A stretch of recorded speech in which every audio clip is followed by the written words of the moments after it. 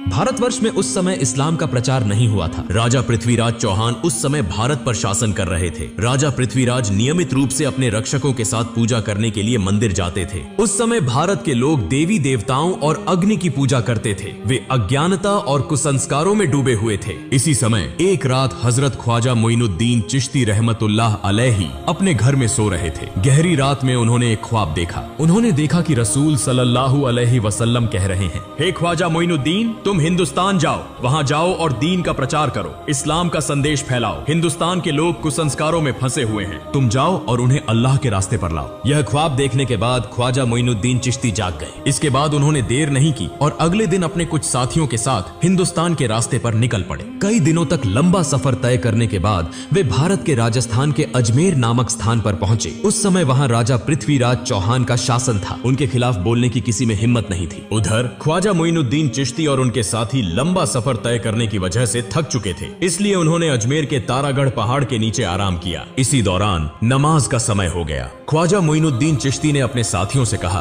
तुम पानी की तलाश करो क्योंकि वुजू करना जरूरी है, नमाज का समय हो गया है। तब उनके दो साथी एक लोटा लेकर पानी की तलाश में निकले। कुछ दूरी पर जाकर उन्होंने एक विशाल झील देखी जो आज के समय में आना सागर के नाम से जानी जाती है। वे आना सागर के पास पहुंचे और देखा कि राजा की सेना ने आना सागर को चारों ओर से घेर रखा है। उन्हें देखते ही सैनिकों ने पूछा, तुम लोग कौन हो? इससे पहले तुम्हें यहाँ कभी नहीं देखा, यहाँ क्या चाहिए? साथी दोनों ने कहा, हम ख्वाजा मोइनुद्दीन चिश्ती के शिष्य हैं, हम यहाँ वुजू करने के लिए थोड़ा पानी लेने आए हैं। यह सुनकर वहां मौजूद सारी सेना जोर जोर से हंसने लगी और कहने लगी, क्या तुमने राजा पृथ्वीराज का नाम नहीं सुना? उनके आदेश का उल्लंघन करने पर कठोर सजा मिलती है। इस झील से कोई और पानी नहीं ले सकता। पानी को हाथ लगाना भी मना है क्योंकि इससे पानी अपवित्र हो जाएगा। यह कहकर उन्होंने उन दोनों को भगा दिया। दुखी मन से वे दोनों ख्वाजा मोइनुद्दीन चिश्ती के पास लौट आए। तब ख्वाजा मोइनुद्दीन चिश्ती ने पूछा, तुम्हारे साथ क्या हुआ? क्या तुम्हें पानी नहीं मिला? उन दोनों ने कहा, हुजूर, पानी तो मिला लेकिन हमें पानी नहीं दिया गया। उन्होंने हमें भगा दिया और कहा कि राजा पृथ्वीराज ने किसी को भी इस पानी को लेने की अनुमति नहीं दी है। उनके आदेश का उल्लंघन करने पर कठोर सजा दी जाएगी। उनकी सारी बातें सुनकर ख्वाजा मोइनुद्दीन चिश्ती ने अल्लाह के दरबार में दुआ की और फिर उनसे कहा, तुम लोग आना सागर के पास जाओ और कहो कि ख्वाजा मोइनुद्दीन चिश्ती ने हमें भेजा है। इसके बाद वे दोनों साथी फिर से वुजू का पानी लाने के लिए निकल पड़े। जब वे आना सागर के पास पहुंचे तो सेना ने उन्हें रोककर पूछा, तुम लोग फिर क्यों आए हो? उन्होंने कहा, हम वुजू का पानी लेने आए हैं। सेना ने कहा, हमने कहा था कि पानी नहीं दिया जाएगा। अगर राजा पृथ्वीराज चौहान को पता चला तो तुम्हारी जान तक जा सकती है। हम किसी भी हालत में पानी नहीं देंगे। तब उन्होंने कहा, हम तुमसे पानी नहीं मांगेंगे, हम आना सागर से पानी लेने आए हैं। यह सुनकर वहां मौजूद सारी सेना जोर जोर से हंसने लगी। उस समय उन्होंने अल्लाह के दरबार में दुआ की और अपने हाथ में पकड़ी लोटे को आगे बढ़ाकर कहा, हे आना सागर, हम ख्वाजा मोइनुद्दीन चिश्ती रहमतुल्लाह अलैहि के शिष्य हैं। ख्वाजा मोइनुद्दीन चिश्ती ने हमें यहाँ भेजा है। अल्लाह के हुक्म से इस लोटे में आ जाओ। यह कहते ही एक पल में आना सागर का सारा पानी लोटे में समा गया। इतना अद्भुत और चमत्कारी दृश्य देखकर वहाँ मौजूद सारी सेना हैरान रह गई। तुरंत ही उन्होंने कलमा पढ़ा और इस्लाम स्वीकार कर लिया। लेकिन वहाँ कुछ कट्टर हिंदुत्ववादी भी थे। उन्हें लगा कि यह कोई जादू का प्रभाव है, इसलिए वे यह खबर देने के लिए राजा पृथ्वीराज चौहान के दरबार में भागे। राजा पृथ्वीराज ने जब उन्हें देखा तो पूछा, क्या हुआ? तुम्हारे चेहरे पर इतना डर क्यों है? तब उन्होंने कहा, राजा साहब, बड़ी विपत्ति आ गई है। राजा पृथ्वीराज ने पूछा, क्या हुआ? उन्होंने कहा, राजा साहब, न जाने कहां से एक बड़ा जादूगर यहाँ आया है। देखने में वह फकीर लगता है, लेकिन उसने अपने जादू से पूरे आना सागर का पानी एक लोटे में खींच लिया। यह सुनकर राजा पृथ्वीराज को ऐसा लगा जैसे उनके सिर पर आसमान टूट पड़ा हो। उन्होंने अपने जीवन में कई जादूगर देखे थे, लेकिन ऐसा जादू उन्होंने कभी नहीं सुना था। उन्होंने इसे अपनी आंखों से देखने के लिए तुरंत अपनी सेना के साथ आना सागर की ओर प्रस्थान किया। जब वे आना सागर के पास पहुंचे तो देखा कि आना सागर में पानी की एक बूंद भी नहीं थी। उधर अजमेर के लोग बड़ी संख्या में ख्वाजा मोइनुद्दीन चिश्ती रहमतुल्लाह अलैहि को देखने के लिए वहां पहुंच रहे थे। ख्वाजा मोइनुद्दीन चिश्ती और उनके साथी नमाज पढ़ने के बाद वहां बैठे थे। तभी राजा पृथ्वीराज वहां पहुंच गए। उन्होंने देखा कि कई हिंदू पहले ही इस्लाम स्वीकार कर चुके हैं। यह देखकर राजा को भीतर ही भीतर बहुत गुस्सा आया। राजा पृथ्वीराज एक बहुत चालाक और कट्टर हिंदुत्ववादी था। उसने पूछा, तुम कौन हो और यहाँ कहाँ से आए हो? मैं अल्लाह के हुक्म और रसूल सल्लल्लाहु अलैहि वसल्लम के निर्देश पर यहाँ आया हूँ। राजा पृथ्वीराज ने कहा, तुमने अपने जादू से इस पानी को क्यों सुखा दिया? तब ख्वाजा मोइनुद्दीन चिश्ती ने कहा, मैं कोई जादूगर नहीं हूँ, मैं अल्लाह का बंदा हूँ। मैं अल्लाह का हुक्म पूरा करने के लिए यहाँ पानी लेने गया था, लेकिन पानी न देने के कारण अल्लाह ने इसे सूखा दिया। यह सुनकर वहाँ मौजूद सभी लोग आश्चर्यचकित हो गए और ख्वाजा मोइनुद्दीन चिश्ती रहमतुल्लाह अलैहि की ओर एकटक देखते रह गए। राजा पृथ्वीराज चौहान बहुत चालाक और मक्कार था। उसने समझ लिया कि यह कोई साधारण व्यक्ति नहीं है, इसलिए वह नकली आंसू बहाते हुए और झुककर कहने लगा, हमें सबके कष्ट सहने में कोई परेशानी नहीं है, लेकिन मासूम बच्चों और निर्दोष लोगों का ख्याल करके कृपया पानी को को उसकी जगह वापस लौटा दें। यह मेरी आपसे विनती है। यह सुनकर ख्वाजा मोइनुद्दीन चिश्ती ने अपने 2 साथियों को आदेश दिया कि वे लौटा लेकर आना सागर के पास जाएं। दोनों साथी लौटा लेकर आना सागर के पास पहुंचे और जैसे ही उन्होंने लौटा आना सागर में रखा, सागर फिर से पानी से भर गया। यह सब देखकर वहां मौजूद लोग हैरान रह गए। उन्होंने पूछा, आप किस देवता की पूजा करते हैं? ख्वाजा मोइनुद्दीन चिश्ती ने कहा, मैं अपने रब एकमात्र अल्लाह की इबादत करता हूँ। वहाँ मौजूद सभी लोगों ने कहा, हम भी आज से उसी एक अल्लाह की इबादत करना चाहते हैं। उस जगह के सभी लोगों ने एक एक करके इस्लाम स्वीकार कर लिया, लेकिन राजा पृथ्वीराज चौहान इसे सहन नहीं कर सका। वह बहुत गुस्से में राज दरबार लौट गया। अगले दिन पृथ्वीराज ने राज दरबार में एक आपातकालीन बैठक बुलाई। पृथ्वीराज ने कहा, किसी भी तरह इस फकीर को यहाँ से हटाना होगा, उसे खत्म करना होगा। अगर तुम्हारे पास कोई सुझाव है तो जल्दी बताओ। तब एक मंत्री ने कहा, राजा साहब, यह फकीर कोई साधारण व्यक्ति नहीं है, वह एक महान जादूगर है। अपने जादू के प्रभाव से वह सभी को एक एक करके इस्लाम में ला रहा है। एक दिन ऐसा आएगा जब भारत में हिंदू धर्म को मानने वाला कोई नहीं बचेगा। उससे निपटने के लिए हमें एक महान जादूगर की जरूरत होगी। तब वहाँ मौजूद एक सैनिक ने कहा, राजा साहब, हमारे देश में इससे भी बड़ा एक जादूगर है। पृथ्वीराज ने पूछा, उसका नाम क्या है? सैनिक ने कहा, उसका नाम है जयपाल जादूगर। पृथ्वीराज ने कहा, जाओ उसे हमारे दरबार में लेकर आओ। इसके बाद कुछ सैनिक जयपाल जादूगर से मिलने के लिए रवाना हो गए। कुछ समय बाद वे जयपाल जादूगर के घर पहुंचे और देखा कि जयपाल हवा में तैरते हुए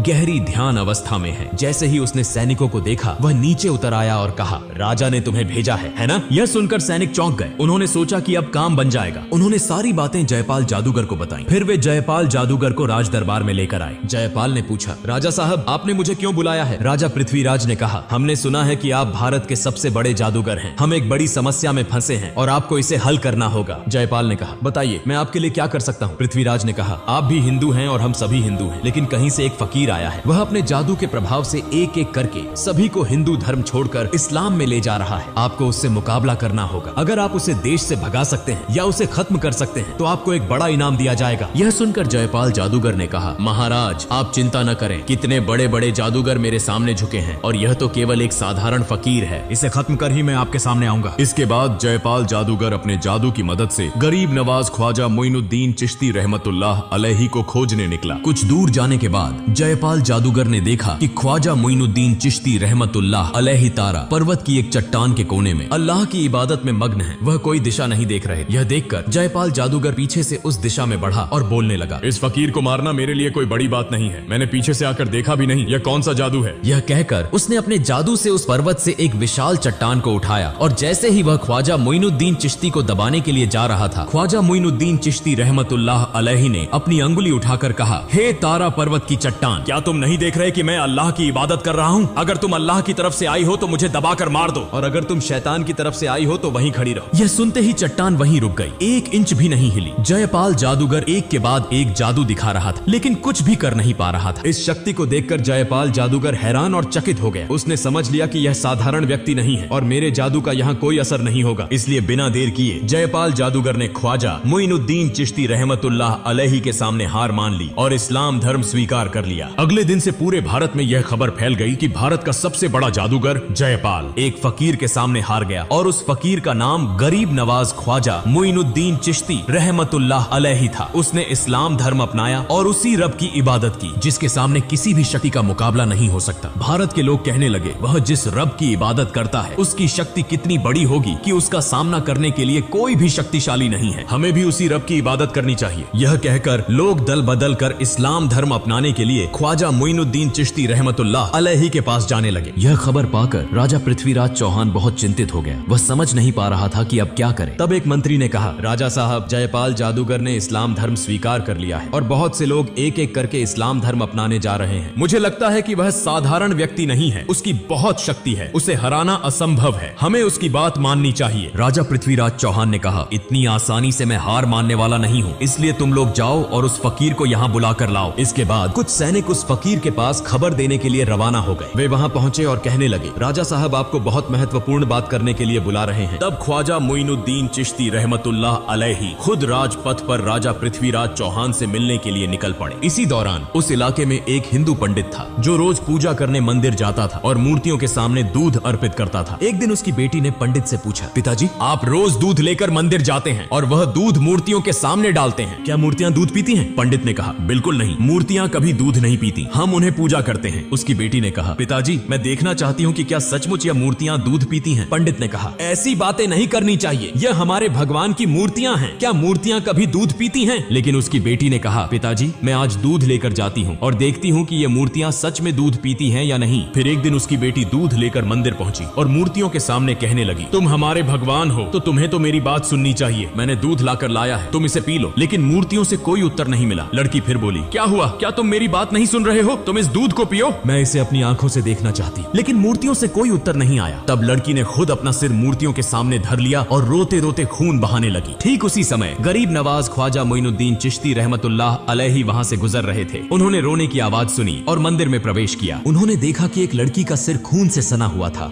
और वह जोर जोर से रो रही थी। तब ख्वाजा मोइनुद्दीन चिश्ती रहमतुल्लाह अलैहि ने उसे पूछा, बेटी तुम्हें क्या हुआ? लड़की ने कहा, देखिए बाबा, मैं दूध लेकर आई थी इस मूर्ति को खिलाने के लिए, लेकिन वह मेरी बात नहीं सुन रही है। तब ख्वाजा मोइनुद्दीन चिश्ती रहमतुल्लाह अलैहि ने कहा, माँ, मूर्ति कभी बात नहीं कर सकती और न ही खा सकती है। फिर लड़की ने फिर से अपना सिर झुका दिया और खून बहाने लगी। लड़की की इस भक्ति को देखकर ख्वाजा मोइनुद्दीन चिश्ती रहमतुल्लाह अलैहि हैरान हो गए। उन्होंने मूर्ति के सामने जाकर मूर्ति के कान पकड़ते हुए कहा, मैं ख्वाजा मोइनुद्दीन चिश्ती कह रहा हूँ, क्या तुम सुन नहीं रहे हो? इस निष्पाप लड़की को तुम क्यों रुला रहे हो? यह दूध पी लो। यह कहते ही मूर्ति ने दूध पीना शुरू कर दिया। यह देखकर लड़की बहुत खुश हुई और आनंदित होकर वहाँ से चली आई। जब लड़की गाँव में पहुंची तो बहुत से लोग यह कहने लगे, यह लड़की शायद कोई गलत काम करके आई है। सब लोग उसे बदनाम कर रहे थे। अब हमारा क्या होगा? वहाँ लड़की के पिता भी उपस्थित थे। सब लोग कहने लगे, क्या हुआ? तुम्हारी यह हालत क्यों हुई? लड़की ने कहा, पिताजी मैं मूर्ति को दूध पिलाकर आई हूँ। यह सुनकर सभी लोग हैरान हो गए और कहने लगे, यह लड़की झूठ बोल रही है, मूर्तियाँ कभी दूध नहीं पीती। वह अपनी गलतियों को छिपाने के लिए हमसे धोखा दे रही है। लड़की ने फिर से आंसुओं के साथ विनम्रता से कहा, मैं बहुत बार कहने के बाद भी जब मूर्ति ने दूध नहीं पिया तो मैंने अपना सिर झुका दिया और खून बहाना शुरू कर दिया। ठीक उसी समय एक फकीर बाबा वहाँ आए, मूर्ति के कान पकड़कर कहा, दूध पियो। और तुरंत ही उस फकीर बाबा के कहने पर मूर्ति ने दूध पीना शुरू कर दिया। यह देखकर वहाँ मौजूद सभी लोग चकित हो गए और कहने लगे, वह फकीर बाबा कौन थे? लड़की ने कहा, मैं उस फकीर बाबा को नहीं जानती, लेकिन लगता है वह कहीं आसपास होंगे। सभी लोग ख्वाजा मोइनुद्दीन चिश्ती रहमतुल्लाह अलैहि से मिलने के लिए निकल पड़े। इस बीच ख्वाजा मोइनुद्दीन चिश्ती रहमतुल्लाह अलैहि पृथ्वीराज के दरबार में पहुंच गए। पृथ्वीराज ने कहा, हे फकीर बाबा, आप क्या चाहते हैं? ख्वाजा मोइनुद्दीन चिश्ती रहमतुल्लाह अलैहि ने कहा, मैं भारत के लोगों को अंधकार से दूर करके कुरान की रोशनी से रोशन करना चाहता हूँ। मैं चाहता हूँ कि सब लोग तौबा करके अल्लाह के रास्ते पर लौट आएं, जो इस दुनिया के मालिक हैं, जो आखिरत के मालिक हैं, जो बोलते ही एक पल में सब कुछ कर देते हैं। हमारे सभी रोजी रोटी के मालिक हैं। जन्म और मृत्यु सब कुछ उनकी ताकत में है। मैं उसी महान अल्लाह ताला की इबादत करना चाहता हूँ। मैं किसी का नुकसान नहीं चाहता। जब वह ये बातें कह रहे थे तभी एक इस्लाम विरोधी व्यक्ति अपनी आध्यात्मिक शक्ति की परीक्षा लेने आया और कहा, अगर आप सचमुच आध्यात्मिक रूप से शक्तिशाली हैं तो पानी से आग बनाकर दिखाइए। ख्वाजा मोइनुद्दीन चिश्ती रहमतुल्लाह अलैहि ने अल्लाह का नाम लेकर पानी पर फूंक मारी और उसी पानी से आग निकलने लगी। यह अद्भुत चमत्कार देखकर वह व्यक्ति ख्वाजा मोइनुद्दीन चिश्ती रहमतुल्लाह अलैहि से इस्लाम धर्म स्वीकार कर लेता है।